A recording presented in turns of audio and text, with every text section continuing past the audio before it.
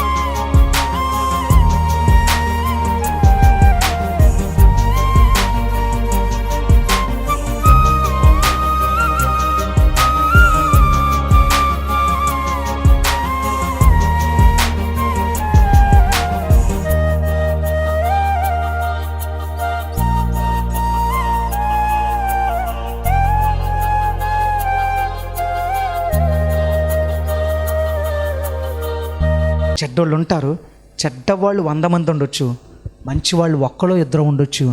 వాళ్ళతో నువ్వు కంపేర్ చేసుకో. అంతేగా చుట్టేళ్ళు పాడైపోతున్నారండి, వాళ్ళు మంచిగా లేరండి. కొంతమంది ఏమంటారు తెలుసా, అరే నువ్వు మందిరానికి ఎందుకు సక్రమంగా వెళ్ళట్లేదంటే ఒకడు ఇచ్చాడే, పాస్టర్లు ఎవడ బాగున్నాడండి, చెప్పేవాడు బాగాలేనప్పుడు మేము వెళ్ళి ఏం చేస్తాం? చెప్పేవాడు గడ్డి తింటాడరా, నువ్వు తింటావా? అప్పుడు పోల్చుకుంటారా? నిజం చెప్పండి, ఒక చెడ్డోడు ఉన్నాడు, ఆయన చూసి నువ్వు పాడైపోయి నిజమే, కానీ మరి ఆడు చెడ్డ పనులు చేస్తున్నప్పుడు వెళ్ళి గడ్డి తింటాడు, మరి నువ్వు కూడా వెళ్ళి ఆడు గడ్డి తింటాడు, నువ్వు ఎందుకు తినవు? అంటే నీకు నచ్చిన వాటిలో నువ్వు పాపం చేయాలనుకున్నప్పుడు అందరూ వాళ్ళకు ఉన్నారు, నేను కూడా తప్పేంటండి అని అంటున్నారు. అంటే నీకు నచ్చిన విషయాలతో కంపేర్ చేసుకుంటున్నావా? మరి మిగతా విషయాల్లో కూడా కంపేర్ చేసుకోవాలిగా, అవునా కదా? అందుకే ఆత్మ జీవితంలో నీతిమంతుడైన లోతు అని ఉంది. ఏమని ఉందండి? కామ వికారమైన చేష్టల చేత బహు బాధపడ్డాడంట.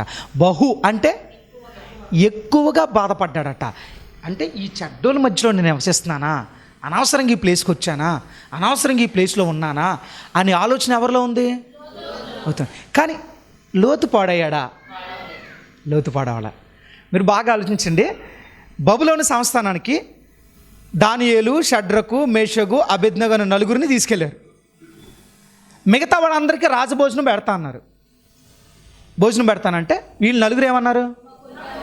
మాకు శాఖ ధాన్యాదులు పెట్టండి అయ్యా అని అడిగారు.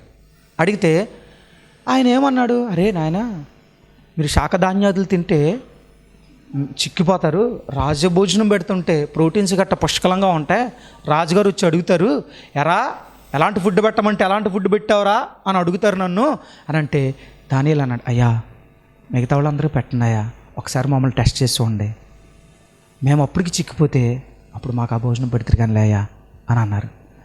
ఇప్పుడు వీళ్ళు 4 బబులో నుంచి బానిసలుగా వచ్చారా, ఇంకా చాలామంది దేవుని ప్రజలు వచ్చారా? గట్టిగా చెప్పండి. మరి ఈ 4 స్పెషల్గా ఉన్నారు కదా.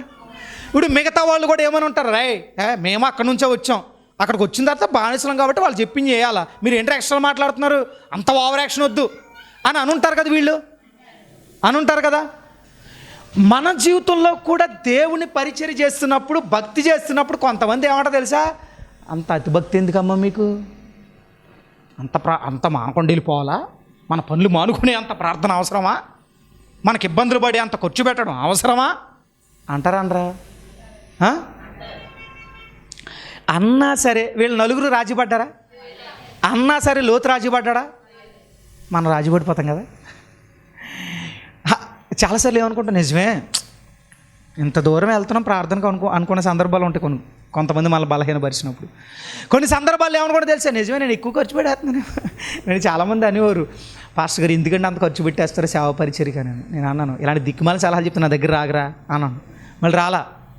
అది నేను నిజమే, నాకు కూడా అది అనిపిస్తుంది అంటే ఆడేమంటాడు? అసలు ఎవడన్నా దరిద్రమైన విషయాలు మన దగ్గర చెప్తున్నాడంటే ముందు లోపం ఎవరిలో ఉంది? నీ మైండ్ దరిద్రం, నీది లూజ్ మైండ్ కాబట్టే చెప్పేవాడు చెప్తాడు. నీ మైండ్ కరెక్ట్గా ఉంటే ఇంకొకడు దిక్కుమాల సలహాలు సజెషన్స్ మనకిస్తాడా? ఇంకా చాలా కాలం తర్వాత ఇది చెప్పడం అవసరం నన్ను వదిలేరు. నీకు అర్థమైందా? అంటే ఇప్పుడు నేను ఎవరి దగ్గర అయ్యా? ఇప్పుడు మనుషుల మాటలకు నేను దగ్గర అయితే దేవునికి ఏమవుతా? ఇప్పుడు చెప్పండి, మీరు దేవునికి దగ్గర అవుతున్నారా, మనుషులకు దగ్గర అవుతున్నారా? గుర్తుపెట్టుకోండి, చుట్టూ ఉన్న వాళ్ళు మనకు దూరమైనా పర్వాలేదు, కానీ దేవుడు ఒక్కడు మనతో ఉంటే అన్నీ మనకు ఉన్నట్టే. అందుకే అనుకున్నారు, ఎవరేమనుకున్నా పర్లా, మేము మాత్రం శాఖధాన్యాదులే తింటాం అన్నారా అనలేదా? మనమైతే ఏమన్నా తెలుసా, అబ్బా రాజు భోజనం ఫ్రీగా వస్తుంటే ఎవడొద్దు అంటాడండి, పిచ్చి మొహాలిళ్ళు. మిగతా వాళ్ళు అలాగే అనుకున్నారు, మనం కూడా ఆ జాబితాలోనే ఉంటాం, పడిపోయాం. కొంతమంది తిండికి పడిపోయి బ్యాచ్ ఉంటారండి. దేనికి పడరా? కడుపు నిండా తిండి అంటే కొంచెం వెరైటీ ఫుడ్ కావాలని కోరుకునే వాళ్ళు ఉంటారు. తిండికి చావకూడదు ఎప్పుడు కూడా. బైబిల్లో ఏముందంటే, అలా తిండికి కొక్కుర్తి బండినోడే శాపగ్రస్తుడు అయ్యాడు. ఎవరైనా? యాషావు. మనలో కూడా ఆ సిద్ధిము లోయలో ఆ గుంటలో పడిపోయినట్లుగా నువ్వు ఆ భోజనం ప్లేట్లో పడిపోతున్నావు, ఆ బిర్యానీ ప్లేట్లోనో ఆ మొక్కల్లోనో ఎక్కడో పడిపోతున్నావు. కొంతమంది కొక్కుర్తి బ్యాచ్ ఉంటారండి. కొంతమంది ఆదివారం మొక్కలు తెచ్చుకుని ఆ మొక్కలు తినడానికి లేట్ అని మందిరానికి రారు. మహానుభావులు ఉంటారు కొంతమంది, ఆహా ఈరోజు మసాలాలు దట్టించుకుని వండుకుందాం అని చెప్పి. ఇప్పుడేదో ఫిష్ వస్తున్నాయి అంట, ఈ ఫిష్ ఈ వేట కోసం మందిరం మానేస్తారు దరిద్రులు కొంతమంది, ఈ చేపల వేటకి వెళ్ళడానికి. పని పాటలేని తిండి కొట్టి బ్యాచ్ ఉంటారా? బాగా గుర్తుపెట్టుకోండి. కానీ వీళ్ళు తిండికి పడ్డారా? శాఖధాన్యాదులైనా పర్లేదయ్యా, మమ్మల్ని పెట్టండి, పరీక్షించి చూడండి. ఆరోగ్యాన్ని ఇచ్చేది ఎవరండి? విచిత్రం చెప్పనా, వాళ్ళు మొహాల కంటే వీళ్ళ మొహాలు తేజేసుకోండి అంటే గట్టిగా చప్పట్లు కొట్టి దేవుడి నామాన్ని గనపరుద్దాం. ఇప్పుడు ఈయన అనుకున్నాడంట, అరే ప్రోటీన్ ఫుడ్ వీళ్ళకి పెట్టాం, ఎందుకు పనిచేయని శాకాహారం వీళ్ళకి పెట్టాం, వీళ్ళ మొహాలు వెలిగిపోతున్నాయి, వీళ్ళ మొహాలు ఎంత దరిద్రంగా ఉన్నాయండి, ఏంటి వ్యత్యాసం అని అంటే, ఇద్దరికీ తేడా ఏంటంటే, ప్రోటీన్ ఫుడ్ అయితే వీళ్ళే తిన్నారు. సహజంగా బాగా ఆలోచించండి, మనం ప్రోటీన్ ఫుడ్ తీసుకుంటే చాలా సందర్భాల్లో డ్రై ఫ్రూట్స్ అని రకరకాలు తీసుకుంటాం. కానీ విచిత్రం ఏంటో తెలుసా, దేవుడు మనతో ఉంటే నువ్వు ఏ ఆహారం తీసుకున్నా, కొంచెం శాఖధాన్యాలు తీసుకున్నా, నీ మొహం వెలిగిపోయేలాగా ఎవరు మారుస్తారండి? నువ్వు తెగ తిన్నా సరే నువ్వు జబ్బులతోనే తగలాడుతున్నావు అంటే అర్థం ఏంటనంటే, బాగా ఆలోచించండి, ఇలా శాఖధాన్యాదులు తిన్నా మిగతా వాళ్ళకంటే స్పెషల్గా ఉన్నారు, అపవిత్రపరుచుకున్నారా? ఎందుకని ఇది విగ్రహార్పితం, ఇది మేము తినము అనుకుని వాళ్ళు డెడికేట్ అయ్యారు, సమర్పించుకున్నారు. ఆ సమర్పణే బబులోను సంస్థానాన్ని వణికించేలా వారిని ఏం చేసింది? మార్చగలిగింది. మనం దేవుని మార్గంలో ఉన్నామనంటే కాదండి, దేవుని పరిచర్యలో ఉన్న మనం, దేవుని విశ్వాస జీవితంలో ఉన్న మనం, మన ప్రాంతం మన ఉన్న ప్రాంతంలో మన ప్రవర్తనతో, మన ఆత్మీయ జీవితంతో మిగతా వాళ్ళకి ఇన్స్పిరేషన్గా ఉండాలి. మనం చూసినప్పుడు ఆశ్చర్యపోయేలా ఉండాలి, అంతేగాని గుంపులో కలిసిపోయే మందలా మనం ఉండకూడదు. సంథింగ్ గట్టిగా చెప్పండి. లోతు అలా ఉన్నాడంట. కామ వికారం అనే చేష్టల మధ్యలో వాళ్ళందరూ ఆ పాపలో పడిపోయినా లోతు మాత్రం నిలబడగలిగాడు. బహు బాధపడ్డాడంట. ఏం చేశాడండి? కొన్నిసార్లు లోకాన్ని చూసినప్పుడు మనకు బాధ కలుగుద్ది, ఏంటి ఎలా పాడైపోతున్నారు అని బాధ కలుగుద్ది. వాళ్ళు పాడైపోయేది కాకుండా మనల్ని పాడు చేయడానికి కూడా ప్రయత్నం చేస్తారు. లోకం నైజం అది. కొంతమంది ఏమంటారు తెలుసా, నేను బాగుపడిపోయినా పర్లేదు కానండి ఆడు నాశనం అయిపోవాలండి. ప్రార్థన చేస్తారు అలాగా, ప్రభువా నాకు ఏమొద్దు కానీ ఆడు నాశనం అయిపోవాలి ప్రభువా, ఆడు బాగా ఎదిగిపోతున్నాడు ప్రభువా, కష్టంగా అనిపిస్తుంది ప్రభువా, మనసుకు ఆయాసంగా ఉంది ప్రభువా, ఏదో రకంగా నాశనం చేసే ప్రభువా, సంపత్తి కానీ కాళ్ళు చేతులను ఎరగొట్టే ప్రభువా. దుర్మార్గమైన ప్రార్థన చేసే దుర్మార్గమైన బ్యాచ్ లేరా? ఉంటారు కొంతమంది. అంటే వీళ్ళ ఉద్దేశం ఏంటి? మేము బాగుపడపోయినా పర్లేదు కానీ ఏమలా ఉంటారు కొంతమంది ఉంటారు. చాలామంది జీవితాలు ఎలా ఉంటాయంటే, మన గురించి మనం ఆలోచించాం, ఎవరి గురించి ఆలోచిస్తారు? పక్కోళ్ళ గురించి ఆలోచిస్తారు.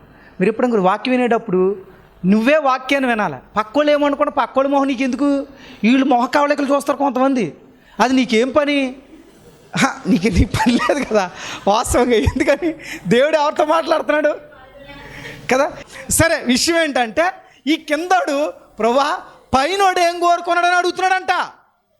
ఇప్పుడు ఆడికి బుద్ధిలే, సరే ఈ కిందోడికైనా బుద్ధి ఉండాలిగా. ఇప్పుడు ఈడేమన్నాడు, పైనోడు ఏం కోరుకున్నాడో చెప్పు అని అడిగాడంట. అప్పుడు ఆయన అన్నాడంట, నాయన మనసులో అనుకున్నాడంట, ఏళ్ళేంట్రా బాబు, నేను ప్రత్యక్షంగా ఎడితే ఈ పనికి మాలు కోరికలే. పైనోడు నువ్వేం కావాలనుకుంటే అది రెండెంతలు కావాలని కోరుకోడాను, అయితే నాకు ఒక చేయి తీసి అన్నాడంట.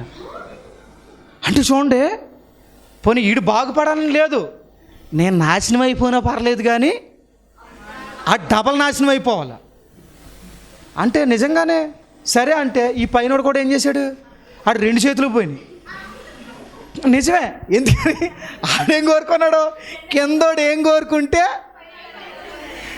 అందుకే నీ పని నువ్వే చూసుకోవాలి. పక్కోడి గురించి నీకెందుకు, పక్కోడు ఏం కోరుకుంటే నీకెందుకు, ఆడు ఏం తింటే నీకెందుకు, ఆడు ఎలా ఉంటే నీకెందుకు. నీ వస్త్రాలు, నీ పరిస్థితులు, నీ ఇల్లు, నీ కుటుంబం, నీ గొడవ నీదే. ఒకళ్ళు అనుకుంటారు ఇలాగా, ధనవంతుడి ఇంట్లో పుడితే బాగుండు. ఎంత బాధపడిపోతారు, కుమిలిపోతూ ఉంటారు. నిన్ను అక్కడ పుట్టిస్తే మాటనమని ఇక్కడ పుట్టించాడు దేవుడు. ఆయన తెలీదా నీ ఎగస్ట్రాలు ఏంటో, నీ పరిస్థితులు ఏంటో ఆలోచించు. నిన్ను ఒక సామాన్యమైన ఇంట్లో పుట్టిస్తే సంతోషించు, ఒక తాపి మేస్త్రి ఇంట్లో పుట్టిస్తే సంతోషించు, ఒక ధనవంతుడి ఇంట్లో పుట్టిస్తే సంతోషించు, ఒక ఉద్యోగస్తుడి ఇంట్లో పుట్టితే సంతోషించు, ఒక వ్యాపారస్తుడి ఇంట్లో పుట్టిస్తే సంతోషించు. అలా కాకుండా వాళ్ళ ఇంట్లో పుట్టిస్తే బాగుండు ఇలాంటి ఆలోచన చేయకు. దేవా, ఈ ఆరోగ్యాన్ని ఇచ్చావు చాలు, తినడానికి ఆహారాన్ని ఇచ్చావు చాలు. మీకు అర్థమైందా? మీరు బాగా ఆలోచించండి. చాలామంది అది లేదు ఇది లేదని ఏడుస్తూ ఉంటారు. మొన్న భోజనం చేస్తున్నప్పుడు ఒక వీడియో చూసాం.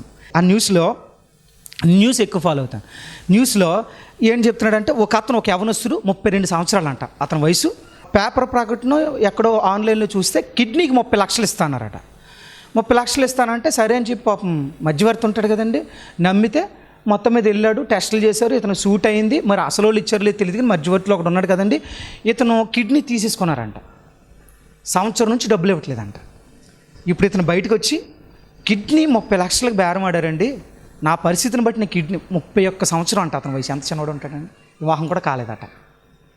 ఇచ్చేశాడు 30 లక్షల కిడ్నీ ఇచ్చేసిన ఈ మధ్యవర్తిని ఒక్కేసి ఉంటాడు. బహుశా డబ్బులు ఇవ్వలేదని చెప్పి అతను న్యూస్కి బయటకు వచ్చాడు. అంటే ఇంతకీ ఆ న్యూస్ గురించి నేను మాట్లాడలేదు, కానీ ఒక కిడ్నీ ధర ఎంత ఇప్పుడు ఎంత అండి? ఇప్పుడు చెప్పండి, నీ శరీరంలో ఎన్ని కిడ్నీలు ఉన్నాయి? ఇప్పుడు చెప్పండి, ప్రభువా నాకు ఏమీ ఇవ్వలేదు ప్రభు, నీ కిడ్నీలు ఇచ్చేయి అన్నాడు అనుకో దేవుడు, ఏం చేస్తారు మీరు? చెప్పండి. మీలో ఎవరైనా ప్రభువా నన్ను లక్షాధికారి చేయంటే నీ 2 కిడ్నీలు ఇచ్చేయి, లేదా ఒక కిడ్నీ ఇచ్చేస్తే నేను ఇస్తాను 30 లక్షలు. ఎవరైనా ఏడ్చే వాళ్ళు ఉంటే, ఎందుకని నీ అవయవాలకి చాలా ప్రాముఖ్యత ఉంది. నీ శరీరంలో ఉన్న ప్రతి దానికి కూడా చాలా లక్షల ఖరీదు చేసే వాల్యుబుల్ నీ శరీరంలో దేవుడు పెట్టాడు. ఇప్పుడు చెప్పండి, మీకు ఏమి లేదని ఎప్పుడైనా ఏడ్చారా? మౌనం అర్ధాంగీకారం కదా, ఏడ్చారా? ఇప్పుడు గుర్తుపెట్టుకోండి, నీ శరీరంలో 2 కిడ్నీలు ఉన్నాయి, ఇడ్లీలు కాదు కిడ్నీలు ఉన్నాయి. ఇంకెందుకు ఏడుస్తావు? ఇంక రోజు ఏడిపే, రోజు ప్రభు ఏమి ఇవ్వలేదు ప్రభు. దేవుడు అంటాడు, రే కిడ్నీ బయటికి ఇచ్చారా, ఇచ్చే 30 లక్షలు ఇస్తాను నీకు అంటే ఎలా ఉంటుంది? ఇస్తావా? మీలో ఇస్తారా ఎవరన్నా? డబ్బు కంటే వాల్యుబుల్ మన దేహం. అందుకే అన్నారు, నీ దేహం దేవుని ఆలయం కాబట్టి ఇంత చక్కటి ఇచ్చాడండి. నేను ఎప్పుడు చెప్తాను, మన శరీరం దేవుడిచ్చిన గొప్ప వరం. ఎంతోమంది ఇబ్బంది పడుతున్నారు కదండి, చేతులు లేని వాళ్ళు, కాళ్ళు లేని వాళ్ళు, కిడ్నీ ఫెయిల్ అయిన వాళ్ళు, లివర్ ఫెయిల్ అయిన వాళ్ళు. ఆలోచించండి, ఒక లివర్ ఆపరేషన్కి ఎంత వద్దో తెలుసా మీకు? మాకు తెలిసిన ఒక సబ్ రిజిస్ట్రార్ ఉన్నారు, ఆయన ఎక్స్పైర్ అయిపోయారు. ఇంచుమించుగా 40 లక్షలు 60 లక్షలు పెట్టి లివర్ ఆపరేషన్ చేయించుకున్నాడు. కానీ చేయించుకున్న కొద్ది కాలంగా చనిపోయాడు ఆయన. ఎన్ని లక్షలు అంటే చెప్తున్నాను, మనకు అది లేదు కదండి. అంటే ఎంత మిగిలి ఇప్పుడు నీకు? ఇప్పుడు చెప్పండి, నీకన్నా లక్షాధికారులు ఎవరున్నారు ఈ ప్రపంచంలో? 2 కళ్ళు ఉన్నాయి, నీకు 1 లక్ష ఇస్తాను కొన్ని ఇచ్చే అంటే ఇస్తారా? చెప్పండి. మీకు ఎవరికన్నా కరువుగా ఉంది, నాకు డబ్బులు లేవంటే కొన్ని ఇచ్చేయండి, ఎవరికోళ్ళకి అమ్ముకొని నేను 10 లక్షలు తీసుకుని. నిజమే కదా. అంటే ఎందుకు ఈ మాట చెప్తున్నానంటే, ప్రపంచంలో దేవుడు మనకి ఏది ఇచ్చాడో దాంట్లో మనం ఏం కలిగి ఉండాలా? సంతృప్తిని కలిగి ఉండాలా. అపోస్తలుడైన పౌలు ఉన్నారు, నేను ఏ స్థితిలో ఉన్నానో ఆ స్థితిలో చెప్పండి సంతృప్తి కలిగి ఉండాలి. ఏం కలిగి ఉండాలా? అంతేకాని ఇతరులతో కంపేర్ చేసుకుంటే మనిషికి మనశ్శాంతి ఉండదు. ఈ పాయింట్ గుర్తుపెట్టుకోండి, అర్థమవుతుందా? సో ఆత్మీయ జీవితంలో మనం ఎలా ఉన్నామో ఆ స్థితిలో ఏం కలిగి ఉండాలా? సంతృప్తి కలిగి ఉండు. దేవుడు నీకు ఏది ఇచ్చాడో దాంట్లో తృప్తి కలిగి ఉండు. ఏ వాహనం ఇచ్చాడో తృప్తి కలిగి ఉండు. ఏ ఉద్యోగం ఇచ్చాడో తృప్తి కలిగి ఉండు. ప్రమోషన్ కోసం ట్రై చేయి, తప్పు లేదు. కానీ అడ్డదారులు తొక్కి మాత్రం ప్రయత్నము ఎదగడం తప్పు లేదు, సంపాదించడం తప్పు లేదు, వ్యాపారంలో కానీ ఉద్యోగంలో కానీ ఉన్నత స్థితికి వెళ్ళడం తప్పు లేదు. కానీ అడ్డదారిలో వెళ్ళడం మాత్రం ముమ్మాటికి తప్పే. అర్థమవుతుందా? అది ఏ రీతినైనా అర్థమవుతుందండి. కాబట్టి ఆత్మీయ జీవితంలో ఇప్పుడు యోసేపు అడ్డదారిలో ప్రమోషన్ వచ్చే అవకాశం వచ్చిందా రాలేదా? వచ్చిందా? ఒప్పుకున్నాడా? నా దేవునికి వ్యతిరేకంగా నేను పాపం. ఇప్పుడు బాగా ఆలోచించండి. ఓ పక్క జైలు జీవితం, ఒక పక్క పోతిఫర్ భార్యతో సుఖం, ఇంట్లో ప్రమోషన్. ఏది కోరుకుంటాం? నిజమా? అమ్మ బాబు, యోసేపు కన్నా ఆత్మీయులు కదా. కానీ నిజంగా చాలామంది ఏం కోరుతారండి? సుఖాన్ని కోరుతారు, డబ్బుని కోరుతారు. డబ్బు కోసం గడ్డి తినే మనుషుల మధ్యలో మనం ఉన్నాం, అవునా కాదా?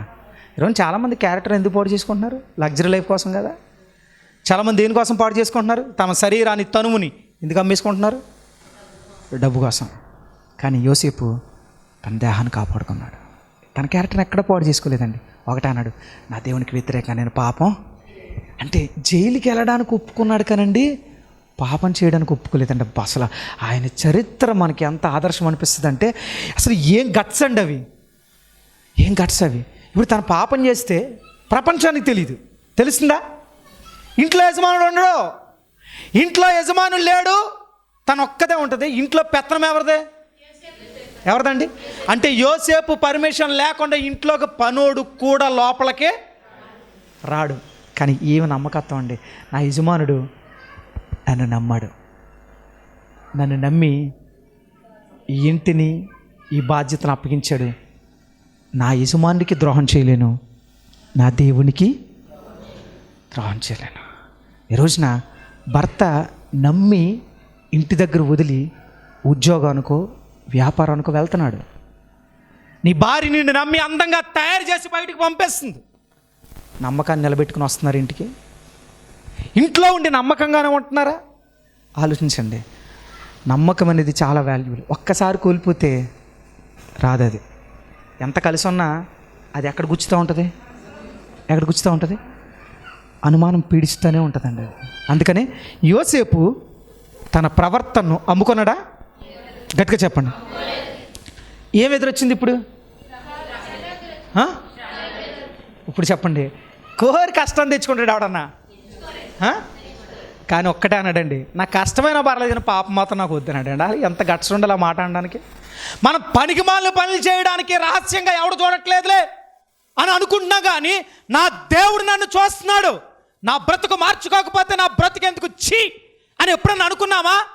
నువ్వు రహస్యంగా మాట్లాడుతున్న మాటలు, ఫోన్లో చేస్తున్న చాటింగ్, మాట్లాడుతున్న వీడియో కాల్స్ అన్నీ అన్నీ అన్నీ గమనిస్తున్న కళ్ళు ఒకటి ఉన్నాయి. ఎవరివి? యెహోవా కను దృష్టి లోకమంతా. ఎక్కడంతా? లోకమంతా అన్నాడు. కొన్ని ప్రాంతాలు కాదు. నువ్వు ఎక్కడున్నా, ఎక్కడ మాట్లాడినా, ఎక్కడ చాట్ చేసినా అక్కడ ఎవరు చూస్తున్నారు? దేవుడు ఉన్నాడు. ఆ జ్ఞానం ఎవరిలో ఉంది? యోసేపులో ఉంది. అతను పడల ఆ సిద్ధిము లోయలో. అలాంటి మనుషుల మధ్యలో, అంటే ఆ ఐగుప్తు ప్రాంతం అంతా పాపం కలిగిన ప్రాంతమే కదా, సిద్ధిము లోయ కదా. ఆ లోయలో కూడా ఎలాంటోడండి? మీకు అర్థమైందా? షడ్రకు, మేషకు, అబేద్నెగోల బబులోను సంస్థానములో ఆ సిద్ధిము లోయలో మట్టి కీలు వంటి మనుషుల మధ్యలో ఉన్న వాళ్ళు ఎలా ఉన్నారు? లోతు ఆ సిద్ధిము లోయల ఆ ప్రాంతంలో అలాంటి దుర్మార్గమైన లక్షణాలు కలిగిన పడేసే మనుషుల మధ్యలో, కామ వికారమైన చేష్టలు కలిగిన మనుషుల మధ్యలోనే ఉన్నాడు. కానీ ఎలా ఉన్నాడు? ఈరోజు ఈ మాటలు వింటున్నప్పుడు అలాంటి సిద్ధిము లోయ కలిగిన ప్రాంతంలో నీవు నేను కూడా ఉన్నాం. పాపం కలిగిన మనుషుల మధ్యలో ఉన్నాం. గుర్తుపెట్టుకోండి, పాపం నువ్వు వెతుక్కుంటూ వెళ్ళక్కర్లా, నిన్ను వెతుక్కుంటూ నీ దగ్గరికి వస్తుంది. యోసేపుని వెతుక్కుంటూ రాలేదా? నిన్ను వెతుక్కుంటూ పాపం వస్తుంది. అప్పుడు రిజెక్ట్ చేయాలి. నువ్వు అప్పుడు ఏం చేయాలా? గట్టిగా చెప్పాలా? రిజెక్ట్ చేయాలా? అలాంటి పరిస్థితులు మనకుంటే ఆ సిద్ధిములోయలో, ఆ మట్టి కీలు గుంటలో మనం పడిపోకుండా అలాంటి సిద్ధిము లోయ నుంచి ఎలా ఉంటాం? లోయలలో పుట్టు ఎలాంటి దాన్ని? I am lily of the valleys. లోయల్లో పుట్టే పద్మము వంటి దాన్ని. ఇప్పుడు చెప్పండి, ఇలాంటి లోకంలో మనం లేమా? మనమున్న ప్రాంతం ఎలాంటిది? మన చుట్టూ ఉన్న మనుషులు ఎలాంటి వాళ్ళు? ఎంత కామ వికారమైన చేష్టలు కలిగిన మనుషులు మన మధ్యలో ఉన్న, వాళ్ళ మధ్యలో మనం నివసిస్తున్నా మనం మాత్రం ఎలా ఉండాలా? ఎలా ఉండాలా అంటే ఆ పాపంలో మనం పడవచ్చా? చాలామంది వింటారు, చదువుతారు, రక్షణ పొందుతారు, పేరు మార్చుకుంటారు, పాటలు పాడతారు, ఆరాధన చేస్తారు, కానీ లోకంలోకి వెళ్ళి ఇలాంటి దిక్కుమాలిన పనులే. దేవుడి నామం ఎందుకు దూషించబడుతుంది? క్రైస్తవం ఎందుకు దూషించబడుతుంది అంటే మందిరానికి వెళ్ళే ప్రవర్తనలో మార్పులు జరగట్లా. ఈ రోజున పాస్టర్స్ కూడా చెప్పడానికి భయపడింది, మందిరాలు మార్చేస్తున్నారని కఠినమైన వాక్యాలు చెప్పట్లా. జో కొట్టే వాక్యాలు ఉన్నాయి, ఇప్పుడు జోలబాడే వాక్యాలు ఉన్నాయి, ఇప్పుడు నిన్ను మంచిగా మాట్లాడే వాక్యాలు ఉన్నాయి, కానీ నిన్ను వాయించే వాక్యాలు కావాలా? నీ బ్రతుకును సరిచేసే వాక్యాలు కావాలా? నీ మొహమాటం లేకుండా చెప్పగలిగే వాక్యాలు నీ బ్రతుకుని ఏం చేస్తాయి? ఏం చేస్తాయండి? కానీ ఈ రోజున చెప్పడానికి సాహసం చేయట్లేదు, మార్చుకోవడానికి ప్రజలు ఇష్టపడట్లా. ఈరోజు ఈ మాటలు వింటున్నప్పుడు షోలమతి జాబితాలో మనం ఉండాలి. షోలమతి ఎవరికి సాదృశ్యం? ఎవరు సాదృశ్యం? ఇప్పుడు సంఘంగా ఉన్న మనం కూడా ఎలా ఉండాలా? లోయలలో పుట్టు అంటే సిద్ధిము లోయ గురించి చెప్పుకొని ఇంకా చాలా లోయలు ఉన్నాయి. బహుశా ప్రభు చేతనంతో ఒకటి మహా అయితే 1-2 లోయల గురించి మనం ధ్యానం చేద్దాం, తర్వాత పద్మం గురించి మాట్లాడుకుంటాం. ఈ వారం మనం క్లోజ్ చేసే ముందు ఒక్క మాట ఏంటంటే, సిద్ధిము లోయ దేనికి సాదృశ్యం? మట్టి కీలు లోయ అంటే అర్థం ఏంటంటే అది పడేస్తుంది. ఏం చేస్తుంది చెప్పండి? ఈ లోకం కూడా సిద్ధిము లోయ లాంటిది, పాపలో మనం పడేస్తున్న ఆ పాప లోయ నుంచి మనం ఎలా ఉండాలండి? ఒకవేళ ఇప్పటి వరకు పడిపోయిన స్థితిలో నువ్వు ఉంటే ఆ మట్టి కీలు నుంచి కాపాడడానికి, ఆ పోగొట్టు ఉన్నవన్నీ కాపాడడానికి ఎవరు బయలుదేరి వచ్చారు తెలుసా? అబ్రహాం బయలుదేరాడు. అక్కడ ఎవరు బయలుదేరి వచ్చారండి? అబ్రహాం వచ్చాడు, వాళ్ళని కొట్టాడు, లోతు పోగొట్టుకున్న సమస్తాన్ని తెచ్చాడు. ఈరోజు మన ప్రవర్తన పోగొట్టుకున్నాం, నిజమే. మన క్యారెక్టర్ పోగొట్టుకున్నాం, మన మాటలు అపవిత్రం చేసుకున్నాం, మన చూపులు అపవిత్రం చేసుకున్నాం, మన ప్రవర్తన అపవిత్రం చేసుకుని మన ప్రవర్తన అంతా పోగొట్టుకున్నాం. అయితే పరలోకం నుంచి అబ్రహాముకి మారుపేరుగా ఉన్న పరలోకపు తండ్రి ఈ ప్రాంతానికి వచ్చాడు, భూమి మీదకి వచ్చాడు. నీ కొరకు, నా కొరకు ఆఖరి రక్త బిందు వరకు చిందించి పోగొట్టుకున్నవన్నీ తిరిగి ఇవ్వడానికి ఆయన సిద్ధపడ్డాడు. ఆయన ఇవ్వడానికి సిద్ధం, కాపాడుకోవడానికి, నిలబెట్టుకోవడానికి, ఆయనతో పాటు కలిసి జీవించడానికి మన సిద్ధమేనా? సిద్ధం కాకపోతే ఈ రోజున ప్రార్థన చేసి, ప్రభువా ఆ మట్టి లోయలో ఆ రాజులు పడిపోయినట్లుగా నేను పడిపోయినాయా? ఈరోజు ఈ వాక్యం ద్వారా నా బ్రతుకుని సరిచేసుకుని ఆ లోయల్లో పుట్టి ఎలా ఉంటాను నేను? ఇప్పుడు ఎలా ఉంటాను? మోకరించండి, ప్రార్థన చేద్దాం. ఒక్క నిమిషం మోకరిద్దాం, ప్రార్థన చేద్దాం. పరిశుద్ధాత్మ దేవుడు ఈ మధ్యాహ్నం వేళ సూటిగా నీతో మాట్లాడుతూ ఉండగా, ఏ పాపంలో నువ్వు పడిపోయావో నాకు తెలియదు, ఏ లోపంలో పడిపోయావో నాకు తెలియదు, ఏ అబ్బాయి వల్ల పడిపోయావో, ఏ అమ్మాయి వల్ల పడిపోయావో, ఏ ఉచ్చులో పడిపోయావో, ఏ డ్రగ్స్ వల్ల పడిపోయావో, ఏ పాపపు మత్తులో పడిపోయావో, ఏ భయంకరమైన మద్యపు మత్తులో నువ్వు పడిపోయావో నాకు తెలియదు. సిద్ధిము లోయ పడేయడానికి సాదృశ్యం. దాంట్లో ఉన్నది మట్టి కీలు, రాజులే పడిపోయారు. నువ్వెంత? ఈ లోకంలో నువ్వు కూడా ఎక్కడో పడిపోయిన పరిస్థితిలో ఉన్నావేమో. ఈ మధ్యాహ్నం వేళ పరిశుద్ధాత్మదేవుడు మాట్లాడుతున్నప్పుడు, దేవా షోలమతి చెప్తుంది లోయలలో పుట్టే పద్మము వంటి దానను అని. ఈ మధ్యాహ్నం వేళ ఎస్ ప్రభువా, అలాంటి సిద్ధిము లోయ వంటి పరిస్థితిలో నేను ఉన్నాను ప్రభు, నిజమే. నా పాపపు ఆశలు, పాపపు కోరికలు, పాపపు తలంపులే. ఈ వాక్యం వింటున్నప్పుడు దేవా, సిద్ధిము లోయలు, ఆ లోయలో పద్మం వలె నేను వికసించడానికి నాకు సహాయం చేయి ప్రభువా. పడిపోయిన స్థితి నుంచి లేవనెత్తు ప్రభువా. నన్ను లేవనెత్తడానికి, నన్ను బలపరచడానికి ఈ వాక్యం ద్వారా నన్ను దర్శించావు. టీవీ ముందు కూర్చున్నాను ప్రభా, సూటిగా ఈ వాక్యం ద్వారా నా గుండెల్లో ఉన్న బాధను తొలగించడానికి నాతో మాట్లాడవయ్యా.